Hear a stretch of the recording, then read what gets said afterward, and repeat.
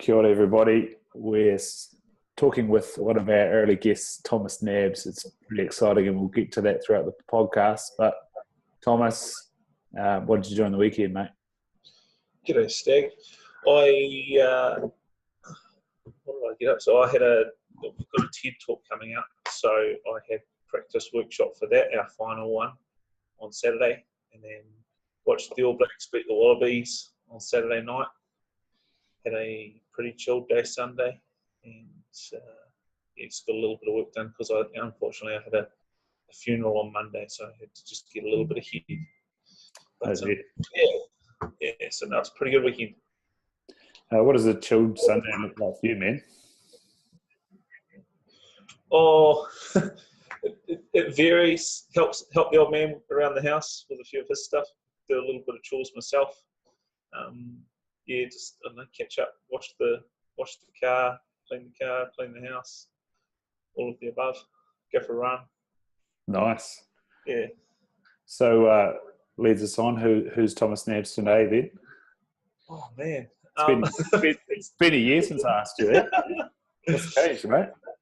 What's changed? I suppose a lot's changed when I really think about it, but at the same time, not much has changed. So the strategy of what I'm trying to do hasn't really changed, but has evolved. So I'm definitely just going all in on getting the water buoy off the ground. It's off the ground now. I'm taking it to the next level. So that's been a big change. We are getting quite recognised within the local area, within the Waikato, and so that's something special. So I've just got to learn how to be a little bit more resourceful with the things that I've got to grow it to really something special. So I've got that strategy in place, and just looking to take it to the next level. Nice. So you're a bigger, better version, but you're still a work in progress. Yeah, absolutely. Yeah, that was well put, Stag. Nice. So I've got 2 days left of being 29, and you're also 30 now. Tell us about the bizarre way to celebrate your 30th birthday, mate. So, I'd been running a little bit from sort of age 29 through 30, and I thought, I might as well run a marathon. So I decided about 2 months out that I might want to run a marathon. And that just served a number of purposes. First of all, it was a bucket list thing. I always sort of thought, I better run a marathon in my lifetime. And what better way to remember your 30th than to run a marathon? You always, when someone else has their 30th birthday, I'll always know what I was doing on my 30th birthday and that feeling and where I went. It's also a good line in the sand. In running for me is a really good meditation. It's really good just like time out. I don't run with a clock. I don't run with a phone or anything like that, although on that day I put it in my back pocket more as a safety thing than anything really, in case I sort of cramped up and shat bed and just had to call for help. But no, normally I don't run with a phone. So it was a means of setting goals, on reflecting on my 20s, and and doing something challenging. So with all of those things, I thought, why not run a marathon? Nice. You touched on something there, which was, I don't know if it was the morning I had where I went to the gym, sat on the beach for a bit, sun was coming up, had a cold dip, but you said looking back on your 20s, and what a bizarre thing to think about. There's so much evolution that goes on from 20 to 30. Hugely. What did you think of yourself? I've really changed from 20 to 30. I suppose the human brain just evolves so much in that time, right? You're so socially focused, and that middle part of your brain is just evolving, and it's around our age that the neocortex starts to really kick in and starts to develop, and it's in your late 20s that starts to happen, I think, and you can feel it. You can feel yourself not wanting to go out so much, and you're not as socially focused, and you're more strategically focused, and it's no wonder that you have your best career years sort of age 30 through 60, because there's just a different focus in life, and you can feel the same stimuli and triggers that used to make you. I never used to be able to sit home on a Friday night or a Saturday night just by myself. I'd always be itching to go out and party or something. And that was when I was 20, and much of my well spent years through the 20s were doing that. But these days, it's that urge isn't as strong, and yeah, it's just a matter of, I know your priorities change, and I was able to reflect on that. Nice. Yeah. And it's almost like your place in whether your universe is, like you say, the Water Boys currently in the Waikato, Thomas Nabbs is currently in the Waikato, but your place in that community, your family community, the wider community, the region, the country, the world, you start to place yourself and go, what impact am I doing? And rather than who am I impressing, don't you think? I do. I've become really spiritual. I've always been spiritual, but I've become really spiritual in the last 2 years. And I think actually running's got a lot to do with that, and also just getting out and spending time in nature. I don't know if it was in place when you were here, Stag, but yeah, I'm sure it was. The bike from Hamilton up to Ngātawahi, I've done that a couple of times just by myself, and there's something special about connecting with nature. And like, I'll be going along by myself. I remember one Sunday evening, everyone's at home having dinner on a Sunday, right, with their loved ones, but I'm a single man, so I might as well just go out, and I'm on a different timetable to everyone else. And I remember it just being really majestic, and like I let out this big scream just by myself, because it's really quite strange, but I was just overwhelmed with joy as to how beautiful the place was. And it's something that's really hard to describe, but I think there's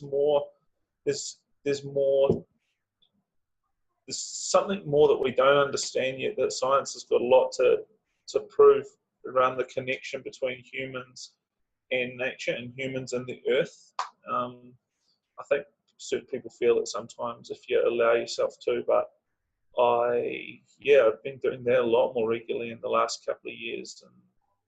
And I'm sort of religious. I'd call myself more spiritual, because the religions that I believe in Jesus, but I also don't, and I call myself Christian, but I don't think that like the other religions are wrong.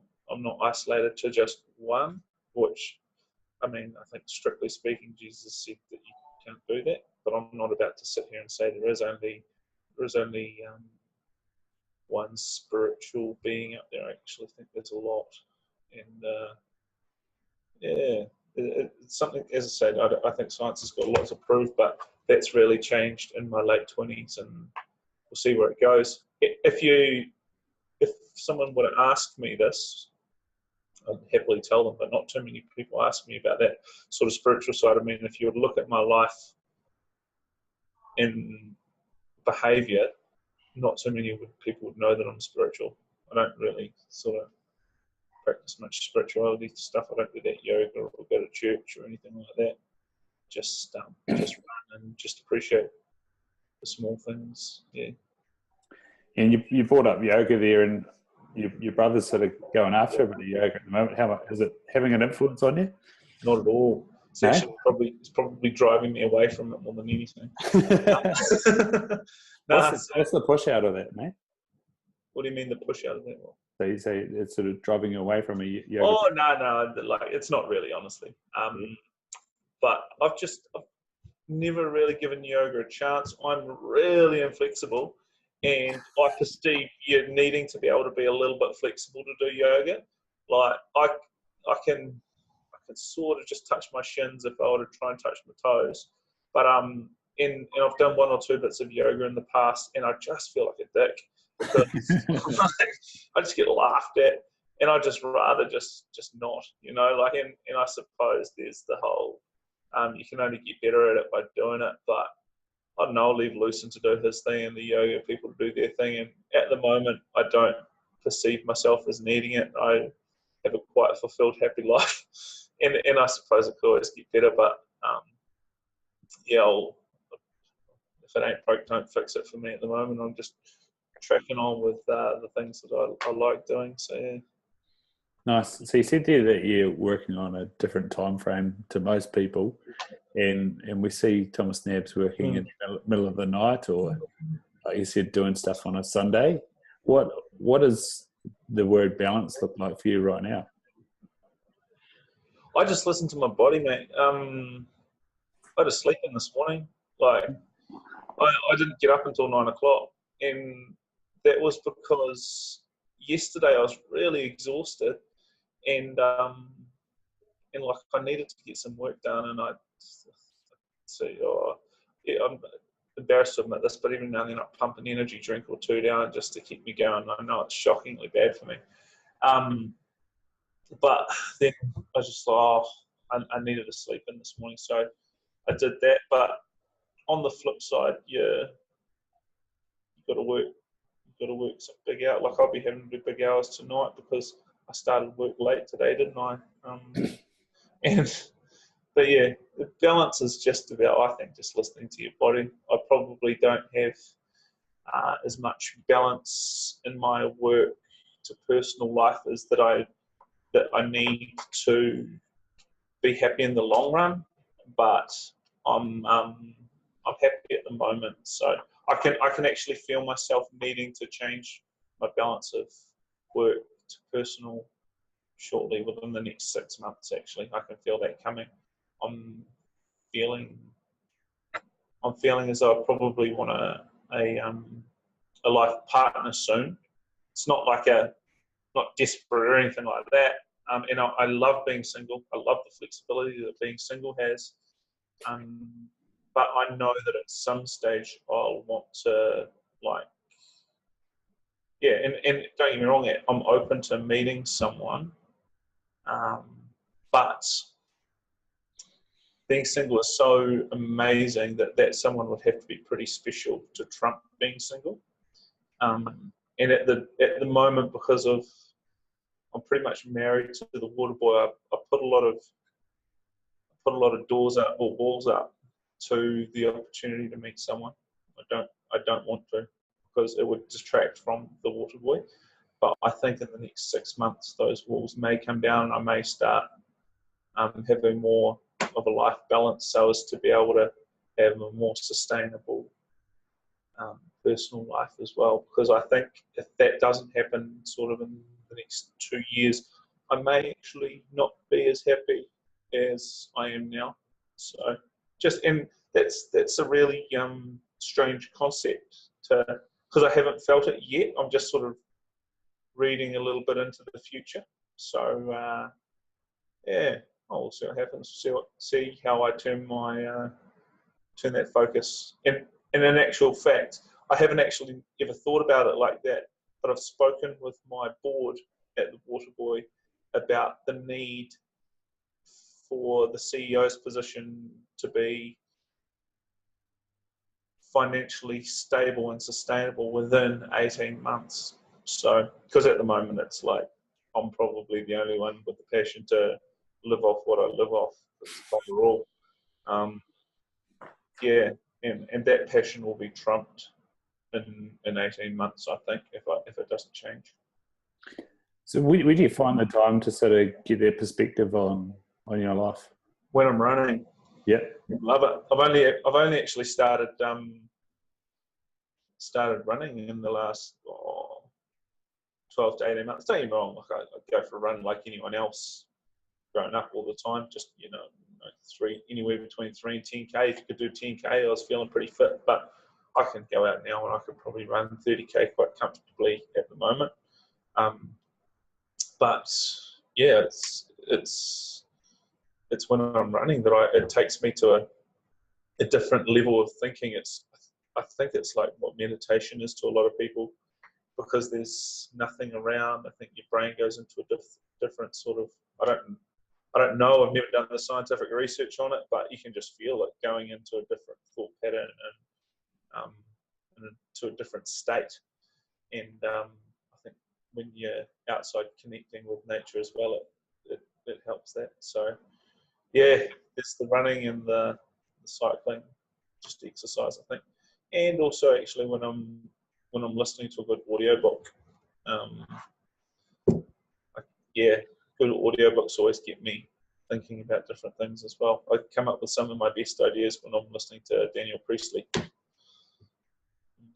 And so what do? Do you pause and write stuff down, or just think while you're on the job? Yeah. No, I just get really passionate about it. So it's not like I even have to write it down anyway. It's like I can't sleep. I'm not like I had an idea the other day when I was driving down the funeral, listening to Daniel Priestley. Like I was like, right, I've got to start a networking group with the sponsors that sponsor the Water Boy. I think it would add a lot of value in different parts, and I just got so pumped about it that it's been on the forefront of my mind the whole time. So I don't need to write it down when I get really passionate about it. It's never go. It probably blocks all my other thought processes. So, yeah. You mentioned that you went to a funeral the other day and being in tune with your body. How much effect do you think that had on yourself, and what does it do to your energy and your thought processes? It's a big thing. It is, because I think about that stuff probably more than most. It didn't actually have that bigger effect on me. I sort of acknowledged the hurt and pain that others are going to be in, and people start questioning, like, the whole meaning of life and stuff like that. But because I do that quite frequently, it didn't have as bigger effects. It's like, I thought about that like last week. So yeah, good question, but I don't have a good answer for that. I'm sorry. No, that's all right, mate. It's a tough thing to think about, and I know from my own perspective, I've only really experienced it once in my life, and I don't know if how I dealt with it was correct or not, but I was of a very similar idea that it was. Talk to me about your experience then. Well, as a lot of people know, that the reason why I'm quite passionate about diabetes and type 2 diabetes is because that's what killed my grandfather. But it was almost sort of like I got this text message from my dad and a missed call, and I was like, I knew what the case was, and then went down there to Dunedin. I was in Auckland, and I was able to speak at his funeral and remember him greatly. And yeah, didn't really cry so much, but was sad. And it just still, times in your life where you think how it would have been good to share that with him, but at the same time, he was there for. We were really lucky. He was just up the road. Dunedin to Invercargill was easy, and spent a lot of time with him, and he was supportive. And yeah, it's a weird thing. Yeah. No, I wasn't. I wasn't close with this person. In fact, I'd never actually met her. That it was a friend's mother, so I went to support my friend. But yeah, so I didn't probably go to that same emotional level as if it was someone who was close to me. But you still feel that hurt for your friends, right? And I suppose in some respects, yeah. Actually, you start sitting there thinking, well, this is going to not only happen to me one day, but it'll happen to I'll be in, my friend was Kate, I'll be in Kate's position one day, laying my parents to rest, and what's that going to look like, and how am I going to feel, and how sort of prepared for you am I for that leading up to it, and what's going to be the afterflow, and I was thinking, what's going to be the impacts for Kate here as well. So yeah, it's an essential part of life. I think death's actually something to be celebrated as well, because this world wouldn't be as beautiful as it is without death. So it's hard and it's hurtful at the time, but it's also awesome too. Yeah, mate. And you've got some Māori heritage, and I don't know how many full-on tangies you've been to, but that's a both meaningful and celebratory experience to be a part of. Does that resonate much with you? Yeah, I've been to a few tangies.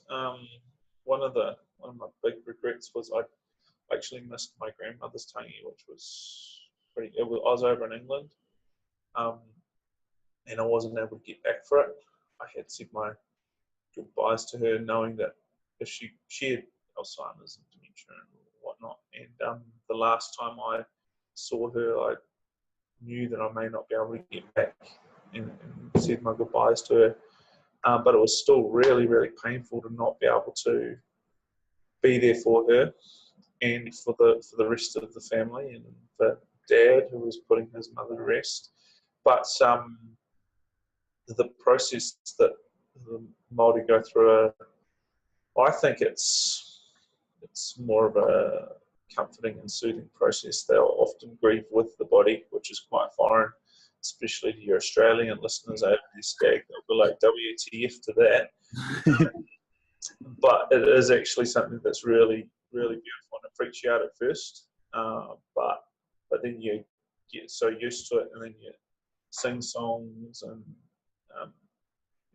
hold hands with your loved one in your living room or in the wharenui, wherever it may be. The wharenui is the central part of the marae and Māori culture, and just tell stories about old times and be there with the family. And yeah, that's something that Māori culture do very well, I think. No, absolutely. Moving on from somber note. Yeah, it's been like and it might still be a somber note. Last year we were talking. It was just before the election, and I know with the work that the Water Boy does, you sort of see frontline impacts of what a sort of a Labor government promises. Have you noticed anything that's helped and has helped your cause as a Water Boy? As the Water Boy, sorry. Nah, I don't agree with Labor's policy, mate. Like, I think their heart's in the right place, but they don't have the balls to actually make significant change. You'll know that I'm an Opportunities Party supporter, and the Opportunities Party is they don't have the public relations on lockdown. They are a bit up front, and they tell it how it is to a lot of people. They've actually just changed their leader, which may help. But as I was going to get to you, that it's good to see that they haven't crashed out and they're looking to be back, which will be. Yeah, exactly. Yeah, but as far as personality goes, Labor have got that in abundance with Jacinda, and in actual fact, I think you sort of need that a little bit, and I think we see that personality trumps policy, because I think that if Labor were to really want to make an impact, they would adopt a lot of Top's policies, but they don't want to scare their voters, and they don't want to rustle the feathers too much. So, yeah, look, I think Top's more Labor than Labor, and it's actually more national than national. I think it would really get the economy going, and it would also decrease wealth disparity. But it's actually that decreasing wealth disparity is why they will never get in, because the rich people are unfortunately also educated. That's why they're rich, because they know how to work the system, and they're not going to vote. They're not going to vote for that on a capital gain and on a wealth tax. They're sitting there thinking, oh man, I can see myself having to pay tax on the $80,000 that my house made last year. That's more than most people earn in their job. Why am I going to vote for this? And the uneducated Labor voters don't even understand how the wealth tax how it would affect them. So it's unfortunate. I think if they could get a little bit more educated, and also if Top were to be a bit more personable and a bit more relatable, which they may be now with their new leader, it would go a long, long way. But yeah, I just see the current system, I just see Labor putting more ambulances at the bottom of the cliff than National would have had, and that's all that they're doing, mate. They're not going to make any huge change. Some of their policies are just ridiculous, like giving first year university tuition fees for free.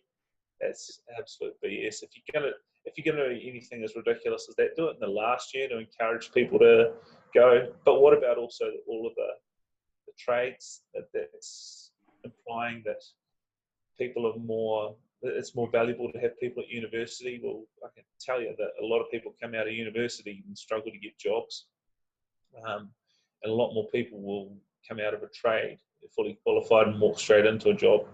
What job do you walk into if you get the degree that I got, BMS, a management studies degree? It's you're not very employable at all.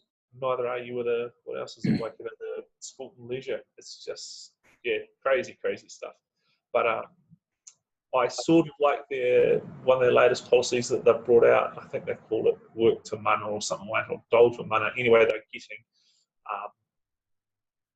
getting people who have been on the dole for 6 months and they're less than 24. They will pay that dole. Oh, sorry, for more than 6 months. Did I say less than 6 months? If there's a pre-24-year-old who has been on the dole for more than 6 months, they will pay the dole for the entire course of their apprenticeship if someone were to take them on. So that means the employer only has to top up to the wage that they want to pay them, which is quite cool. I actually applaud that. But why wait? Why do it only for people on the dole for 6 months? That's, I think, rewarding mediocrity, or actually encouraging. And I think a lot of people are going to work the system, and they'll get people who they want. They'll encourage them to go on the dole for 6 months while they pay them cash, and then just work the system. So I would implore Labor to do that for everyone.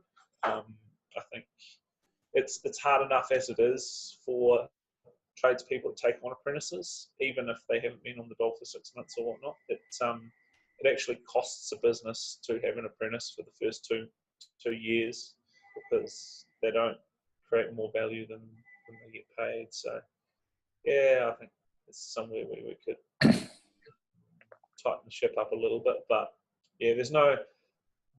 That's just another example of an ambulance at the bottom of the cliff, though. It's not dramatic change in our tax system, and we've got to decrease this wealth disparity gap by the way that we tax. And as long as we don't have any capital gain tax or any wealth tax, then we're going to be taxing the worker far too much, and wages haven't gone up in donkey's years. So if we want wages to go up, decrease the income tax, because we shouldn't have to be paying income tax whilst there is no tax on all the house pricing going up. It's just crazy.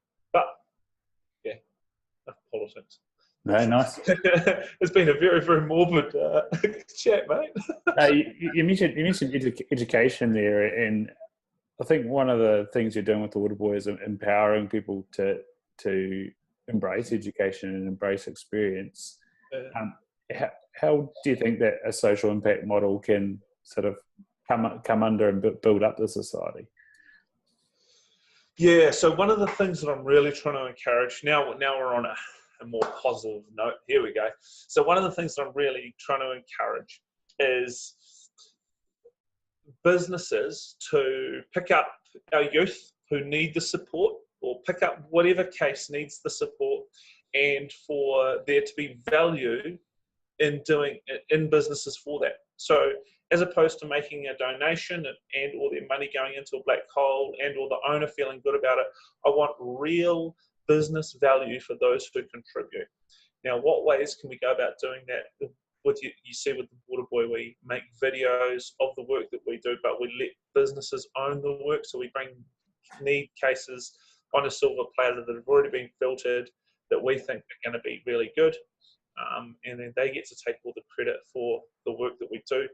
The networking meeting that I'm setting up for the sponsors, which we talked about earlier. That's another example of rewarding good business and actually making business sense for them, because all of a sudden now we're going to have like a Waterboy club, of which everyone has got the same values, and they've actually all paid a pretty significant portion to be a part of, and then we can come in, it'll give a more frequent touch point for them to be able to talk to me, and to be involved with me.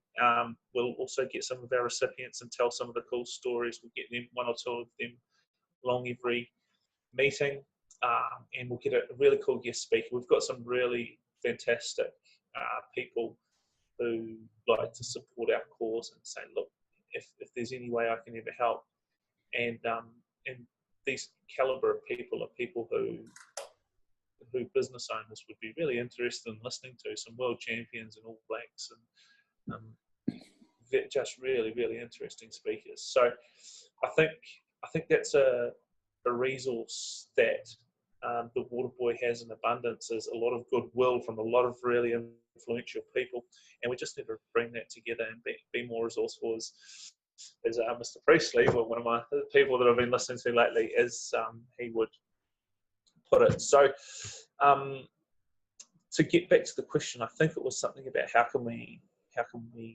empower education. I want it to be a two-way benefit, and what we're really trying to do is help our commercial world pick up or lift up those less fortunate, and for there to be benefit in them for that. So that's what the Waterboy strives to do, and I think that's what a lot of that is what social enterprise is, isn't it? So yeah. Nice. What was the feedback on the work experience, man? Oh, awesome. Like the kids love it, the employers love it. So just for some of the listeners who don't fully understand what the Waterboy does, we identify kids who want to do sport but can't, and then we match them up with sponsors who also value the role that sport plays in creating better people and empowering our youth, and then they sponsor them to participate in sport. Now, we've actually taken that a step further, and whilst you need to not be able to do sport to get onto our program, once you do get onto our program, we've now started an additional part of that called taku wairoa, and that means my spirit or my soul, my being. And we get a book and we ask them all sorts of different questions, and we find out what's important to them, where they belong, and their whakapapa, and we create a sense of belonging. We create what's important to them and what's important to them now and where they want to get to in the future, and therefore we end up with a whole set of goals, and we can then align those goals with actions, and one of those goals and actions can be work experience. So if they're wanting to be a builder or be a plumber or whatever, we can say, well, let's tee you up with one of our sponsors then, and and that serves a number of purposes, that taku wairoa program. It by writing goals down, it gives the recipient clarity. Then anyone's 50% more likely to achieve the goals if they write them down. It gives them accountability because they show those goals to their sponsor and to their mentor that we tee them up with. And I think that direction, I come back to that direction through the teenage years is pretty crucial. But it takes, and another element to the taku wairoa is it takes a while for recipients to actually open up to their mentor. You don't just say, hey, how's it going, mate? And then unlike we've done today, where I just went on some sort of spiel about how spiritual I am and about politics and whatnot. But that you won't get that out of a 14-year-old kid straight away, right? So what we actually do, and what I think is really important, is we talk to them about their belonging, and we go through their mihi with them, which in Māori culture is where am I from? Like what's my mountain? What's my river? What's my moana or my ocean? And where am I from? And we get them to do that, and then we get them to go back through their family tree or their whakapapa. Now that doesn't matter if they're Māori or not, because I think that's so important, that place of belonging and a place to call home. and it's just so it's so important to the soul, and it's sort of what I've talked about just before. There's an interlink in a relationship there with what I was talking about, with how I think there's a spiritual connection with the land. And whilst I don't expect these 13, 14-year-olds to acknowledge that or recognise that in themselves at that age, I think as time goes on, they will probably do so more. And it's just so important for them to know that there's a place called home. And I remember that I've lived overseas, and there's no place. There's something about coming home and like going back out into the countryside, because I grew up out in the countryside, and I love sounds strange, but I love the smell of silage, and I love the smell, even like cow shit from a distance. Don't want to get too close to it, but that smell of a paddock where cows have been in, and it just reminds me of growing up in a sense of belonging. So by having the mihi part within the first session of the mentor talking with the recipient or the young person, we can create a sense of trust. We get that sense of belonging without diving deep into what's important to me and what barriers are in place, because we have all sorts of barriers that come up. We have like dad's bashing the family, and I'm cutting myself, and all sorts of problems that are associated with being a youth today. It's already a lot different from when we were growing up. It's social media and technology. It's got a lot to answer for. They say that they're trying to make the world more connected, but only in small doses. Like that, something like this is good. I mean, we can connect, and you're over in Australia, I'm in New Zealand. But when we're on it all day and we're not actually connecting with those people in our house and those who are important to us and close to us in our lives, then it actually distances us, because we don't know how to have like face-to-face conversations, or the youth don't, without saying, well, maybe let's meet up, or without doing a pre-text or something. And in actual fact, that's why I am quite passionate about sport. I think sport encourages more person-to-person communication, and it breaks down social barriers to have more respect for different people from different social sectors, and it encourages learnt emotional intelligence and all sorts of different things, and just that connection.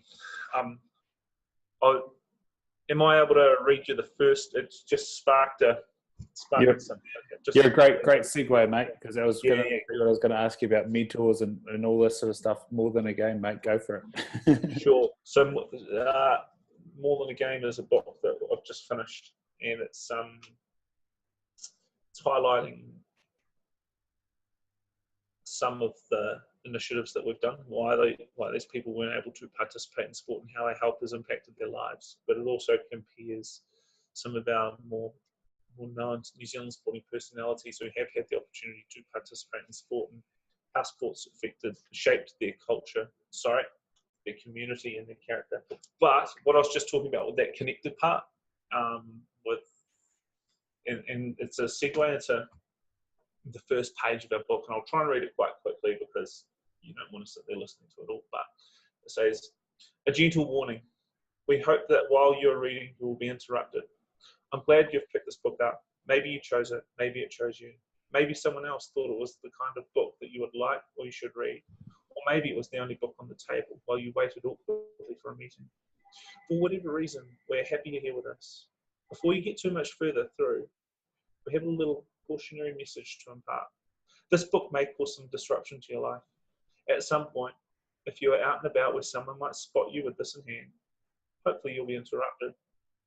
It might sound strange or counterintuitive that we'd be happy you get disrupted or disturbed during your time with More Than a Game, but let me explain. If someone has read this book before you and sees you reading it too, I give them permission to interrupt your reading experience and introduce themselves. Here's why. It is my intention that More Than a Game is not just a book, but a symbol of a common moral belief that every Kiwi should have a chance in life, a symbol of kindness, a a symbol of giving, a symbol of hope and community. The Water Boy wants to be a platform for connection, to serve not only as a permanent reminder of the impact that connection can have on lives, but also as a vehicle to help make that connection happen. If you, like me, want to live in a future New Zealand where those values thrive in abundance, please read on. Never before has our society been so disconnected. We are losing the skill of interacting face to face. By reading this book, you are sending a non-verbal message to those who have read it before you that you also long for a New Zealand to be built on these values, and that you are okay with a friendly interruption from a complete stranger. If you are not okay with that, please put the book back down where you found it. If you're still here with us and you read on, I challenge you to please step out of your comfort zone and interrupt the next person you see reading this in a public place.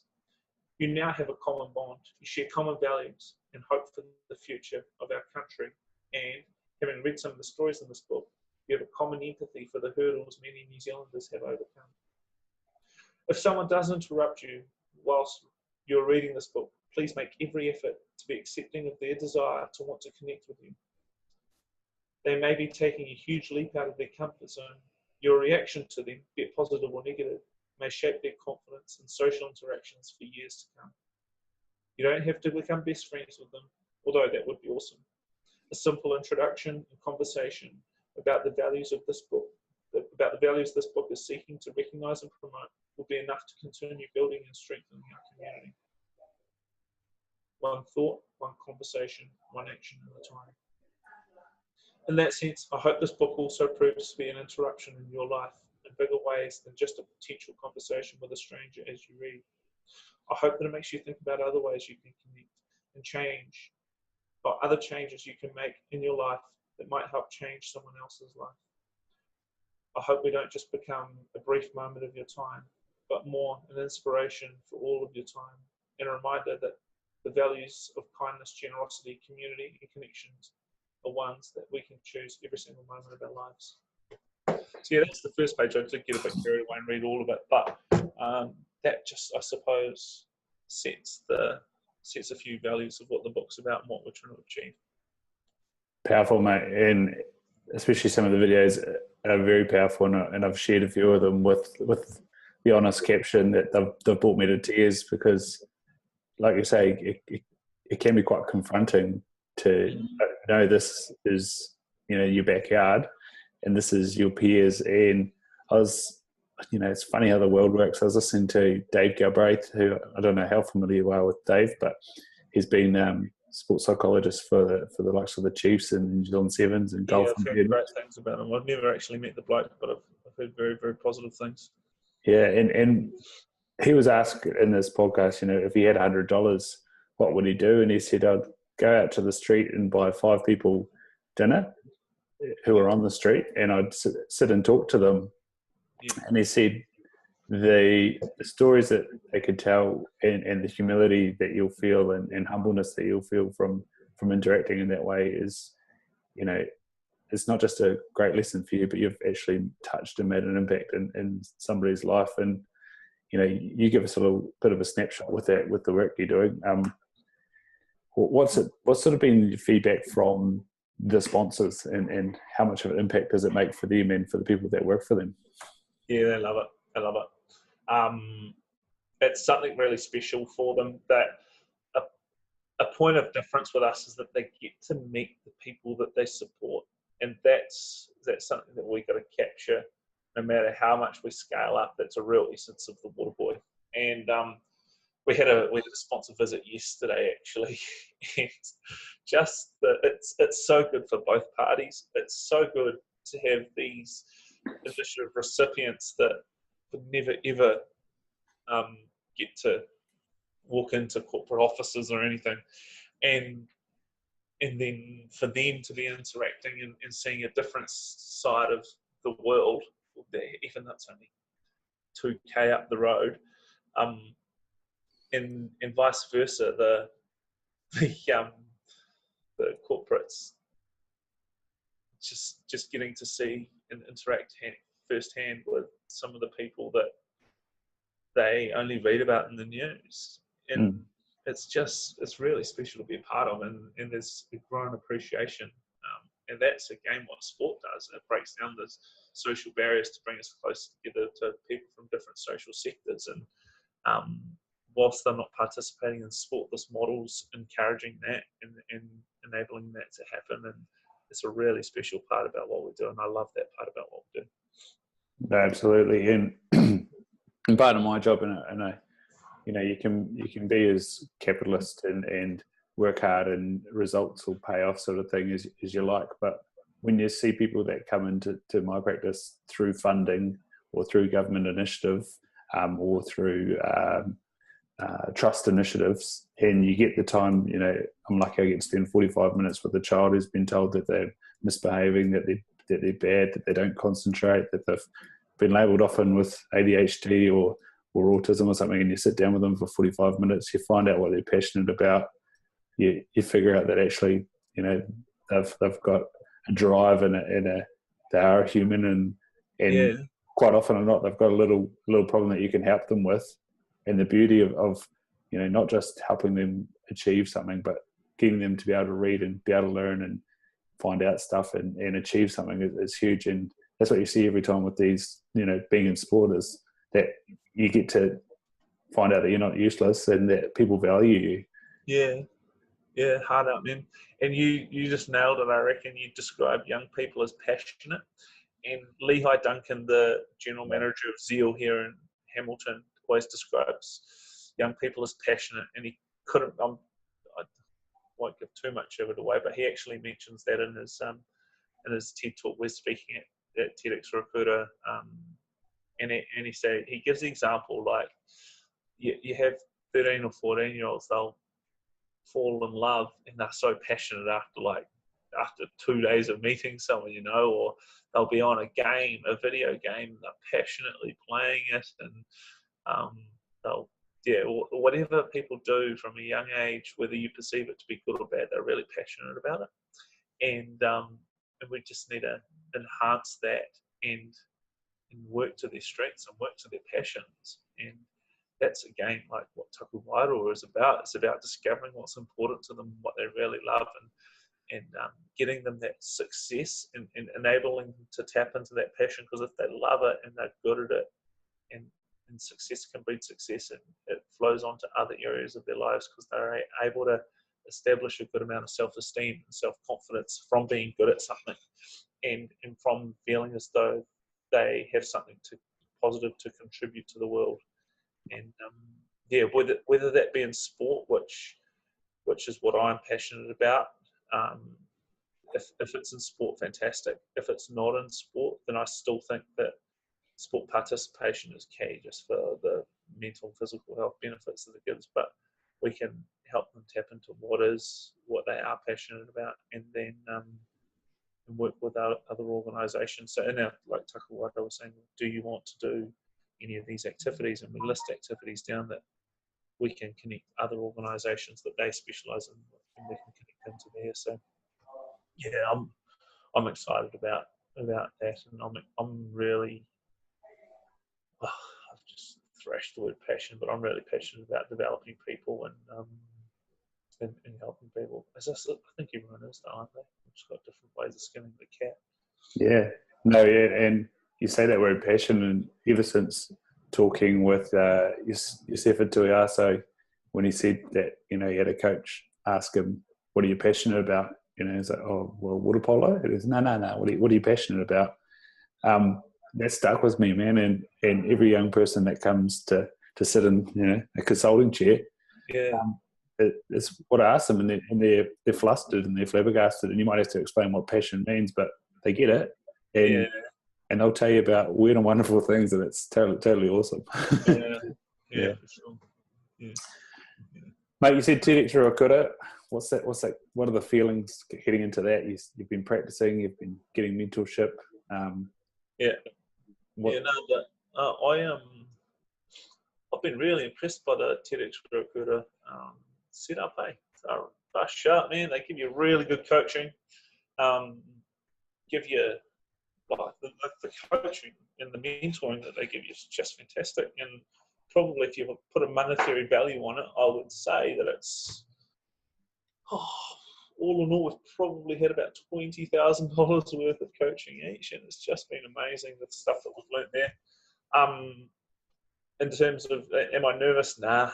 Like, I've got my speech on lockdown, like I've done the mahi, so I am, mate. It's like, I'm so bored of it, They said at the start, like, you have to happy birthday night, and I can tell that's a spew in my mouth, Silicon Valley throwaway saying, but I get what the origins of it. You have to know the speech as well as you know the happy birthday song, and I do. It's just like I can just regurgitate it I could regurgitate it whilst doing something else, and so I'll just get up there and I'll just say it. But I'm satisfied with with my speech and where it's at. I hope I don't sound arrogant, man. Imagine if I get up there and stuff it up. That's going to be quite funny, isn't it? But no. What's been the best part about that is not only the coaching, but being able to connect with all the other speakers, and there are some awesome people, man. It's just been really cool. I've got an office here in town, which and it's got a few empty spaces, and so I always invite everyone up, and we go through one of the other empty spaces, and we just say our speeches, and having that pretty much like about 4 or 5 of them have taken me up on that offer, and we always just go and practice to each other. I find it a lot easier practicing to someone else than just myself. But a byproduct of that is I've got to know some of the speakers really well, and they've become friends. And it's just some really interesting people. And like I went for lunch with one of them, guy Howard Willis, he's the inventor of the Manta 5 bike. Yep. And we just started speaking about, like, got hooked straight into some things that we had in common, because he thought of his bike whilst out biking, right? He's passionate about that, and it takes him to a different level of thinking that we sort of touched on whilst on running, and then we started exploring the whole spiritual side of things. And I think when you have like deeper than surface level conversations like that with someone, you make a quite solid connection with people. And I really like Guy, how he's able to open out to me about and we talked a lot about this spiritual life. Turns out he's quite religious, and I shared and I felt open and comfortable to share my views with someone who's Christian, with saying, yeah, look, I believe in Jesus, but I'm also not going to sit there and say that Muhammad and Buddha and all of those people don't exist.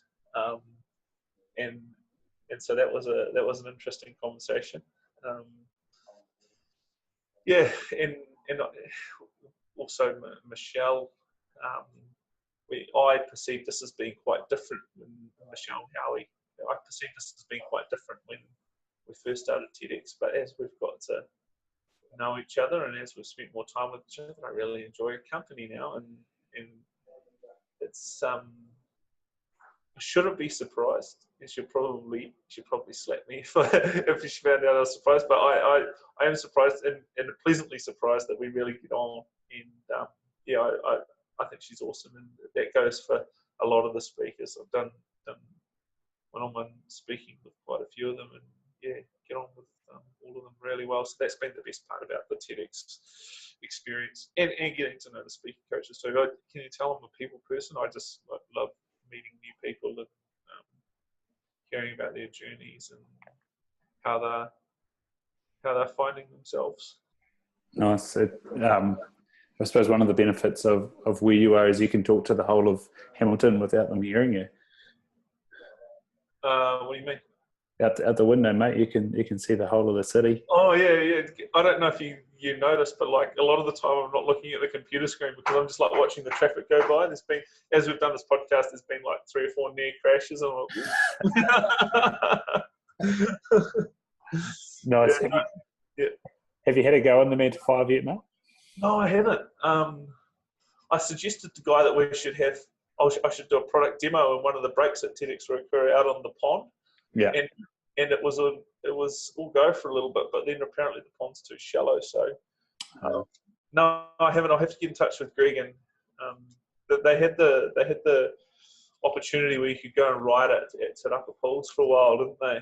And Yeah. I suppose I just didn't place as much importance on it to actually go and have a go. And some part of me kicks myself for not, but look, it's I'm sure I'll do it one day, and even if I don't do it one day, then it's not the end of the world. But it would be something that's quite cool to go and have a go on. So yeah, I'll make an effort someday soon. No, you definitely want the e-bike version. The manual version gets here quite wet. Is there an e-bike version of it now? Well, that's the main prototype, is that it's got a unit attract to it to help the wheel go round. But yeah, pure manpower takes a bit of balance and a bit of coordination. Because they're doing a racing style soon, aren't they? So that won't have an e component. I wouldn't have thought. Have you interviewed Greg on this podcast yet? Not yet. No, it's Get on it, mate. Yeah, no, it's an exciting prospect, and I'm looking forward to it coming out fully, mate. Yeah. We went over it last time, but where do people find you in the Waterboy? I see Thomas Nabbs has also got a bit of branding behind him now. Does he? Well, your sort of Facebook's got a nice little name written up in black and white. Does it? Yeah. Does he? Does he?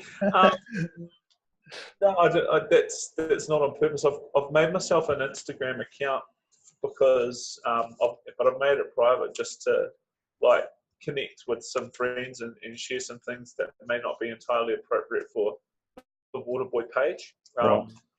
But look, to answer your question, the Waterboy_NZ on Insta.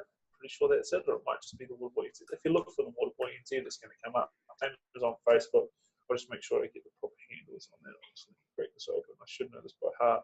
The waterboy.org.nz for the World Wide Web. And let's go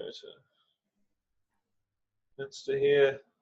Yep, the _waterboy_NZ for Insta. And face is going to be something very similar. So yeah, get on, give us a like. Look out for us. I'll sign up to the newsletter. That's going to be the best way to really keep a good handle on it. And I send out monthly updates. So jump onto the website and put your name in the subscriber thing for that. Yeah, give us a bell and we can go for a coffee. I'm also when you were just talking about Galbraith's want and desire to go and have dinner with 5 homeless people, I'll be banging up to that. So we should put us in touch and say, if you ever want to do that, mate, Nabbs will come out with you to do that. Yeah, no, that'd be awesome, mate. If people don't have a business, what can they do to support the Waterboy? Well, you know how I was just talking about Taku Wairoa before, yep. And I'm looking for mentors because I can't be the mentor for all of our people, right? So I've got this Taku Wairoa book, and we've got these guidelines for mentors. You can jump on and mentor someone. In terms of time commitment, it'll be sort of 2 hours a week for the first 3 or 4 weeks, and then it'll go to about 2 hours a week per fortnight, and then you should be down to about 2 hours a week per 3 weeks. Sorry, 2 hours every 3 weeks after about 2 or 3 months. So it's not a huge, massive time commitment. It will be hugely rewarding. Alternatively, get on, purchase our book, spread the word there, and you can get that at the Waterboy NZ. You can get that at Paper Plus in Cambridge, and I think Poppy's bookstore at the University of Waikato. And yeah, that's two of the main methods that you can support the Waterboy is get the book. It's pay what you want price. So just don't know, if you get it off the website, there's $100, but not too many people know this, or it's going to be a surprise when it rocks up. But you will have a signed copy from Israel Dag and Tim Southey, Casey Cooper, and Lucy Spores if you purchase off the website for $100. But the pay what you want ones come without the signed copy, and it's a pay what you want donation. Beautiful, mate. So to leave us, mate, what's an ask of everybody, or something that you'd like to know from people, or a thought?